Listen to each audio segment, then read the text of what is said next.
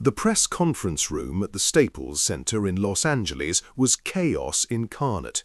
It was July 2024, almost 7 years after their historic boxing match that had generated over $600 million in revenue, and Floyd Mayweather and Conor McGregor were back in the same room. But this wasn't about another fight. This was about something that had been simmering for years, something that no amount of money or pay-per-view buys could resolve. This was about respect, about legacy, about who had actually won in the long run. The room was packed with over 300 media members from around the world, cameras from every major sports network, journalists from combat sports publications, mainstream outlets, entertainment channels. Everyone knew this wasn't going to be a typical press conference. The tension had been building for weeks on social media, with both men trading increasingly pointed barbs about their 2017 fight, about their careers, about what it meant to be a champion. Floyd Mayweather sat at the long table on the left side of the stage, surrounded by his usual entourage. At 47 years old, he looked exactly as he always did: designer everything, sunglasses indoors, multiple diamond-encrusted watches on both wrists, a carefully cultivated image of wealth and success. His undefeated record, 50 wins and 0 losses, was the foundation of everything he had built. He had spent his entire career telling anyone who would listen that he was TBE, the best ever, and he had the receipts to back it up. Hundreds of millions of dollars earned, every major championship belt won, a defensive mastery that had frustrated the best fighters of multiple generations. He sat with the posture of a man who had never lost anything, not a fight, not an argument, not a moment of confidence. Across from him sat Conor McGregor, 36 years old, wearing a custom-tailored emerald green 3-piece suit that probably cost more than most people's cars. His hair was perfectly styled, his beard immaculately groomed, his presence commanding, despite being in what was technically Mayweather's world. Since their fight 7 years ago, McGregor's business empire had exploded. The Proper 12 whiskey sale, the Forge Irish Stout launch, his ownership stake in the Bare Knuckle Fighting Championship, his film production company, his global fitness franchise. He had become one of the wealthiest athletes on the planet, not from fighting, but from the empire he had built around fighting. The moderator, a veteran boxing commentator named Jim Gray, opened the press conference with the usual formalities. Both men were there to promote a documentary about their 2017 fight, a behind-the-scenes look at the negotiations, the training camps, the media circus that had surrounded what was then the second-highest-grossing pay-per-view event in combat sports history. But everyone in that room knew this wasn't really about a documentary. This was about unfinished business. The first 15 minutes were relatively controlled. Gray asked questions about the fight itself, about what they remembered, about how they had prepared. Floyd spoke in his usual manner, confident, dismissive of any suggestion that the fight had been competitive, reminding everyone that he had won every single round on all 3 judges' scorecards. He spoke about his defensive genius, about how he had controlled the pace, about how McGregor, despite his toughness and heart, had been completely outclassed the moment they stepped into a boxing ring. McGregor listened, his jaw tight, his eyes never leaving Mayweather. When it was his turn to speak, he was measured, almost respectful, acknowledging that Floyd had won the boxing match, but pointing out that it took Floyd 10 rounds to stop a man who had never boxed professionally, a man who was competing in a sport that wasn't his own. The media sensed something building, a storm gathering force. Then, 20 minutes into the press conference, Floyd made his move. He had been waiting for this, you could tell. He leaned back in his chair, a slight smirk on his face, and spoke directly to McGregor, his voice dripping with condescension. "You know, Conor," he said, "I've been thinking about our fight a lot lately, and I realized something. You got paid more money in one night with me than you made in your entire MMA career combined. I gave you that. I made you rich. Before me, you were just a loudmouth from Ireland fighting in a cage. After me, you became a mogul. So really, when you think about it, you should be thanking me every single day for the rest of your life, because without Floyd Mayweather, you'd still be nobody." The room erupted in murmurs. Camera flashes intensified. Floyd's entourage laughed and clapped. This was the Floyd Mayweather show, and he was playing his role perfectly. The villain, the heel, the man who said what everyone was thinking, but was too polite to say out loud. McGregor's face remained completely neutral, but everyone who knew him recognized the signs. The slight tightening of his jaw, the way his fingers drummed once on the table, the subtle shift in his posture. He was about to detonate. Floyd, emboldened by the reaction from his team, continued. "And let's be real," he said, taking off his sunglasses and pointing them at McGregor.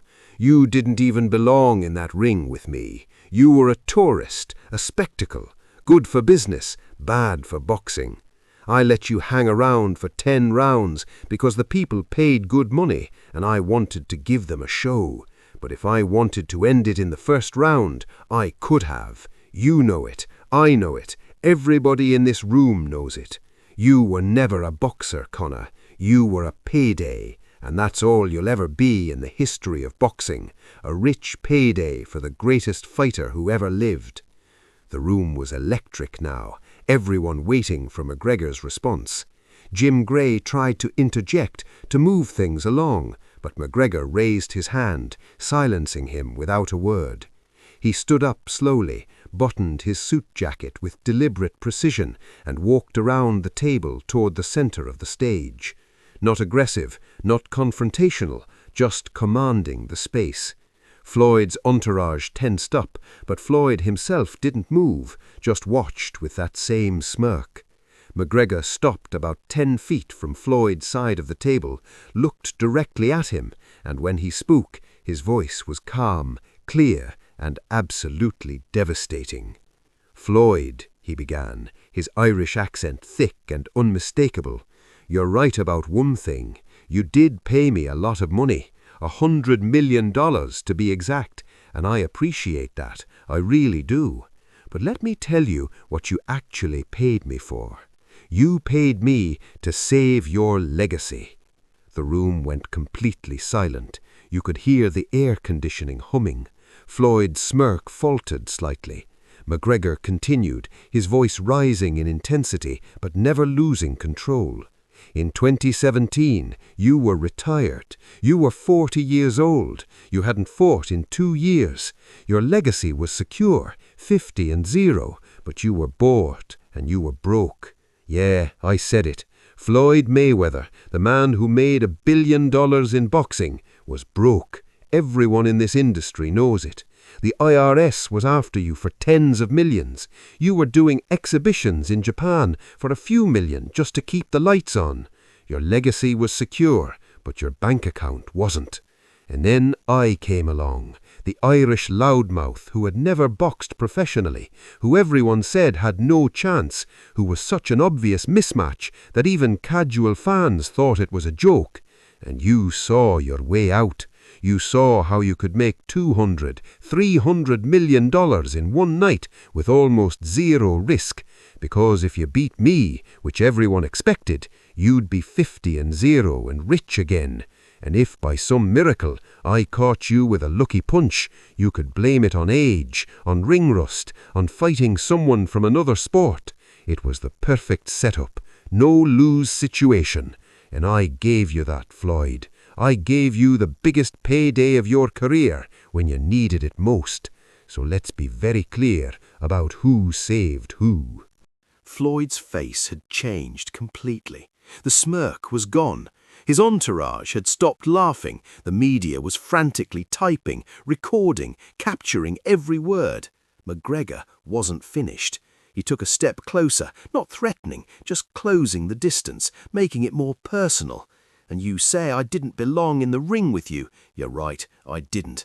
I was an MMA fighter. That's what I do. That's what I'm the best in the world at. but I stepped into your world anyway, with 10 weeks of boxing training, and I lasted 10 rounds with the so-called greatest defensive fighter of all time. 10 rounds, Floyd. You couldn't put me away. 40 years old or not, the greatest ever should have stopped me in 3 rounds, 4 rounds maximum, but you couldn't. And you know why? Because I'm not just a fighter, Floyd. I'm a warrior. And there's a difference. Fighters follow a game plan. Warriors find a way to survive. And I survived in your world longer than you thought possible. The atmosphere in the room had completely shifted. What had started as Floyd's show was now Conor's stage. But here's what really bothers you, Floyd, McGregor continued, his voice now quieter but somehow more intense. It's not that I lasted 10 rounds, it's what I did after. You beat me in a boxing match, and then you retired again. You rode off into the sunset with your undefeated record and your money. But I went back to the UFC, and I'd built an empire. You made money from that one night. I made a legacy from it. I turned that loss into the biggest whiskey brand acquisition in history. I turned that loss into opportunities you couldn't even imagine.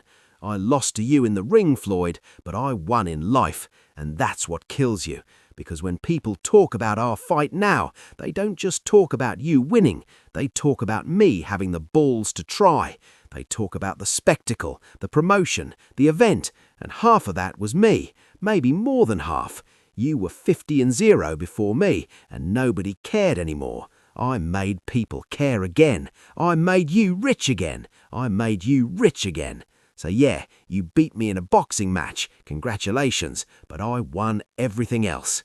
The silence that followed was profound. Floyd Mayweather, a man who had made a career out of having the last word, out of shutting down critics and opponents with his undefeated record and his bank statements, sat completely still. His face was unreadable, cycling through what looked like anger, frustration, and something that might have been grudging respect. For the first time in perhaps his entire public life, Floyd Mayweather had no response. Jim Gray tried to move things forward, asking another question, but nobody was listening. The moment had already happened. McGregor walked back to his seat, sat down, adjusted his suit jacket, and waited. The media erupted with questions, all directed at Floyd, all asking for his response. Floyd put his sunglasses back on, a defensive gesture, an attempt to hide whatever he was feeling. When he finally spoke, his voice lacked its usual swagger. "Man, I don't need to respond to that," he said, but everyone could hear the hollowness in it. "I'm 50-0. That's all that matters. That's all that will ever matter." But the delivery was weak, unconvincing, the words of a man who knew he'd just been outplayed at his own game. McGregor didn't gloat, he didn't smile, he just nodded slightly, as if to say, "I said what needed to be said." The press conference continued for another 20 minutes, but it was meaningless. Floyd left quickly afterward, his entourage surrounding him, declining most interview requests. McGregor stayed, answered every question, posed for photos, signed autographs. He was in no hurry. He had gotten what he came for. Within hours, the clip had been viewed over 40 million times. Sports networks played it on loop. Social media exploded with reactions. And for the first time in the 7 years since their fight, the narrative shifted. People started re-examining what had actually happened. Yes, Floyd had won the boxing match decisively. Nobody disputed that. But McGregor had been right about everything else. Floyd had needed that fight financially. The IRS had publicly filed liens against him for unpaid taxes. He had taken exhibition fights for relatively small purses by his standards.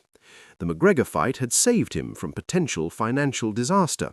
And what McGregor had done with his loss was unprecedented in combat sports. Most fighters who lose a high-profile fight fade into obscurity or spend years trying to rebuild. McGregor had turned his into a business school case study on personal branding and capital leverage. The response from the sports world was fascinating. Boxing purists defended Floyd, arguing that in the ring, where it actually mattered, he had dominated completely. MMA fans rallied behind McGregor, pointing out that Floyd would last 30 seconds in the octagon. But the most interesting commentary came from business and financial analysts who recognized that McGregor had articulated something profound about modern athletics. Winning the game isn't always the same as winning in life. Floyd Mayweather had the better boxing record, but Conor McGregor had built the more impressive empire. One was a fighter who made money, the other was a brand that happened to fight. In the weeks following the press conference, several things happened that validated McGregor's point. Floyd announced yet another exhibition fight, this time in Dubai, reportedly for $20 million, a fraction of what he used to command, proof that his drawing power was diminishing. McGregor announced a new business venture, a partnership with a major tech company to launch a fitness app, reportedly worth over $150 million over 5 years. The contrast was stark. Floyd's team eventually released a statement trying to reframe the narrative, emphasizing his undefeated record, his Hall of Fame career, his status as one of the greatest defensive fighters ever, all of which was true, but none of which addressed what McGregor had actually said. Because McGregor hadn't argued about boxing ability, he had argued about legacy, about impact, about what happens after the fight's end. And on that scoreboard, the results were much more complicated.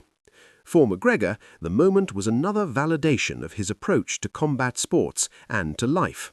He had never been the most naturally talented fighter, had never had the perfect record, had suffered losses that would have ended other careers.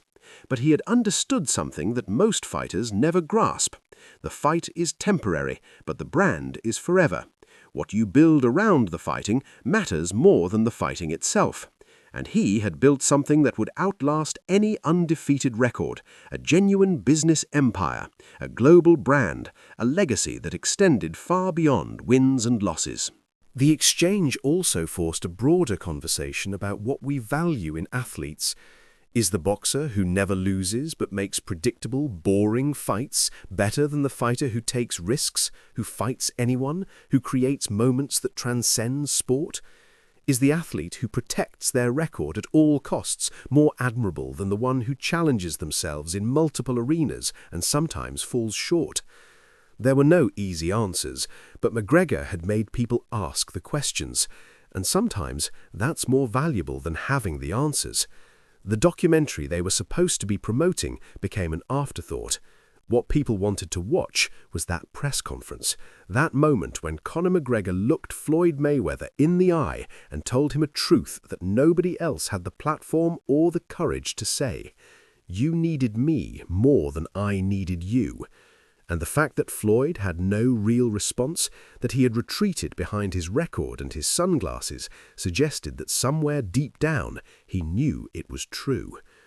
In the months that followed, Floyd and Conor never spoke publicly about the exchange again. They didn't need to.